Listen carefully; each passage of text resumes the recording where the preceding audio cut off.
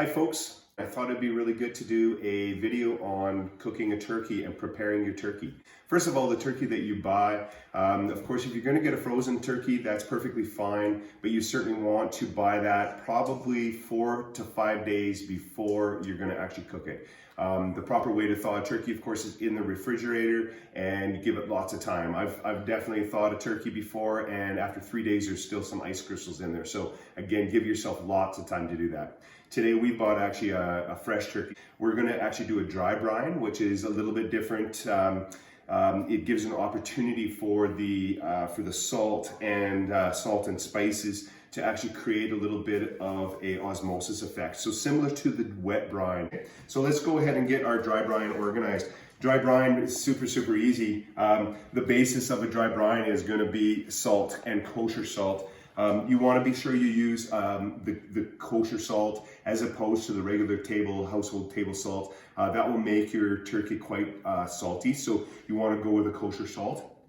The general rule of thumb, typically when we're doing a dry brine, is that we want to use about 1 tablespoon per 5 pounds of turkey. Now we have about an 11-pound turkey here, so I'm just going to do 2 tablespoons of kosher salt, and we'll just get that started in our bowl for our brine.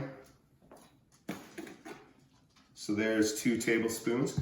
Then the next thing I'm going to add to that is I'm going to add about 1/2 tablespoon of sugar. That's just regular white sugar.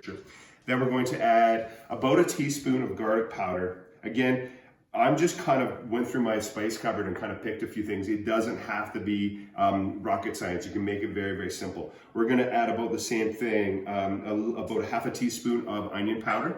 And then I'm going to add about 1 teaspoon of paprika. The paprika obviously will add some color to it, but and add a subtle flavor as well. So we're just going to mix that together. The other thing that I want to add to this as well is we're going to add a few fresh herbs. If you don't have fresh herbs, you can certainly use your dry herbs. It's perfectly fine. And again, whatever you have on hand. I will be adding a little bit of sage, which is the kind of classic flavors. But I didn't have sage. I don't have sage right now. So we're going with fresh thyme and a little bit of oregano. Not a big deal. It'll be delicious regardless. So there's a little bit of thyme. Take our oregano. And we're just going to chop this up fairly fine and add it to our dry brine. So a quick little chop on this. Quite surprising how this dry brining process, as I mentioned, it does a very similar process to the wet brining, but as it draws out the moisture in the turkey, that moisture then dissolves the salt and sugar, which creates its own brine, and then that is drawn back into the actual meat of the bird. That helps break down the connective tissue, so it'll make it a little more tender, and it also helps it hold on to the moisture when it is cooking. So you'll end up with a juicier turkey and a more tender turkey as well.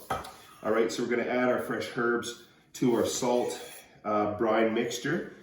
Going to give that a quick toss together so we got it all mixed nicely together.